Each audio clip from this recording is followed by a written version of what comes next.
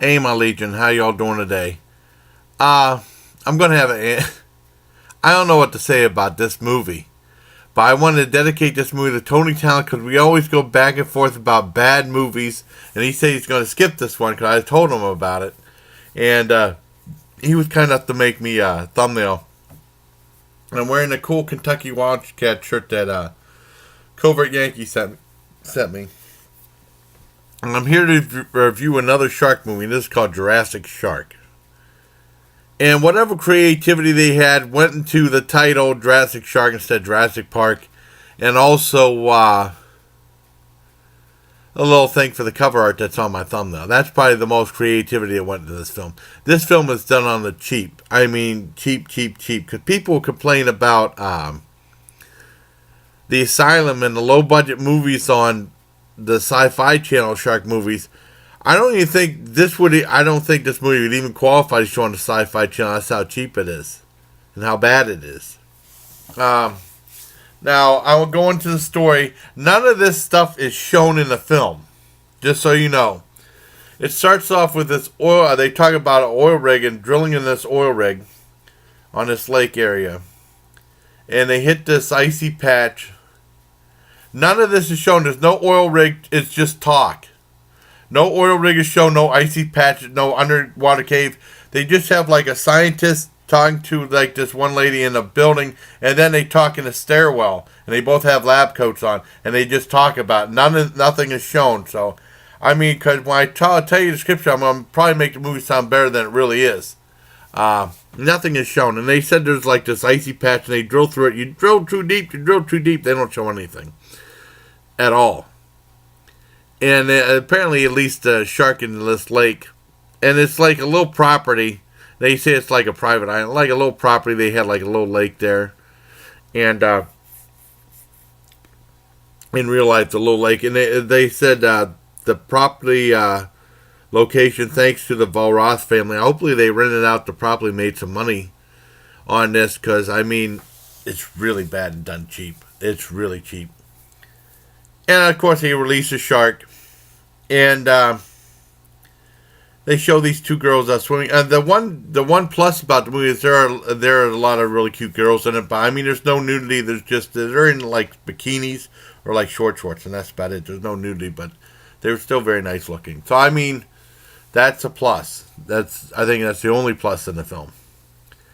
And and the two girls that are killed in the beginning. They're in bikinis, and it says Jurassic Shark, and it did like a very shameful thing.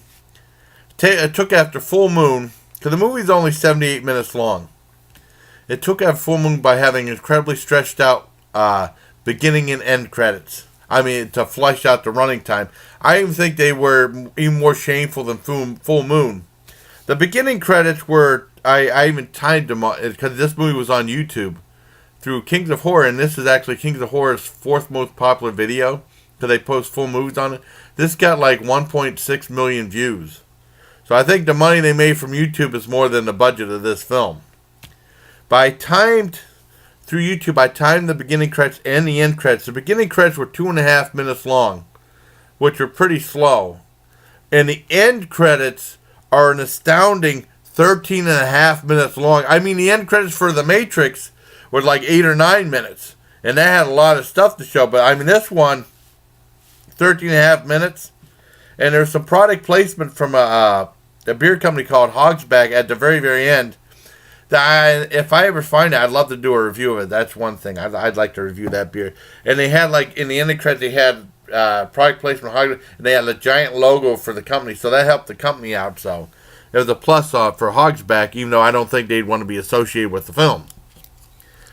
Well, anyways, going back to the beginning of the film, the girls were killed, and then you go back. You go to this group of criminals that apparently stole a painting, and they don't show them stealing the painting or anything like that. They're driving the car. There's 5 people, and this one girl that they say is a real horrible person. She's like the main villain. And they show the painting they got, and it's like wrapped up or something like that. And then they drive, and they go to this fence, and they said, we're going to this private island. The cops will never find us. And then they go on this rowboat, and they said, And they said, I bet you the cops didn't expect us to make a ocean getaway or a water getaway. So they're on the rowboat. I mean, they'd catch them so easy. That was so stupid. It was so stupid. It was really bad. And then they come across these other people that, this one guy and these three girls, the girls were all very cute. And the girl said she wanted to expose the evil oil rig drilling. And they don't show no oil rig at all, like I said. And, of course, they're in the rowboat, too, and that get capsized. The guy gets killed. And when the criminals are making their getaway, too, in a rowboat, they get killed. One of the guys get killed again. You know, they find there's a giant shark there. And then they go all the way to on land, and they're completely dry. And then the girl said, "Now I want you guys to go back out there and get that painting," because they lost the painting in the lake. And the guy tries to go out there, and he gets eaten by a shark. And then one guy's like, "Cool," like that. So bad. And they run afoul of these people. This one girl, the one guy gets killed. They're in the same rowboat, and they get capsized, and one shark eats the guy. And then the girls meet up with the criminals, and the criminals like, "Let's be real calm and be real nice to them, and then we'll get them to go in the water and get the painting with that mean shark out there." And they show them walking in the woods for a while, and then by the 35-minute mark, it's like, this is getting boring. And you couldn't hear the audio over the crunch of the leaves, and then I was like, I'm going to bed. I would watch this late night Saturday. And then I wanted to see the whole thing for review, and I saw it with new eyes in the morning, and you know, I brought back new life to it, but it's so dumb. And after that, there's a whole bunch of banner about the girls going back and forth into the water. They even go to slow motion, running away, and this one guy looks like Cesaro throwing him in the lake. And it's like a little teeny tiny private beach type thing. It's done on the cheap, and they find an abandoned building, which is, I guess, the oil rig. And it looks like one of Kennedy's Hardware has like this shed that they use for storage. It looks just like that. It could have easily been shot like a mile away. And they go inside, and they have like a little danger sign that you could buy. If you ever seen like those signs they sell at the Dollar Tree or at the hardware store for $1, saying like yard sale or beware dog or something like that. The black with the red lettering saying danger. There's one of those little dollar signs there. I mean, they spent $1 on this film. And there's like so much banner going back and forth with the girls saying, "Get back in the water. You gotta get back in the water and get that painting." It's so bad. It's so bad. I mean, now I called Psycho Shark the worst shark film ever made because it was just pointless.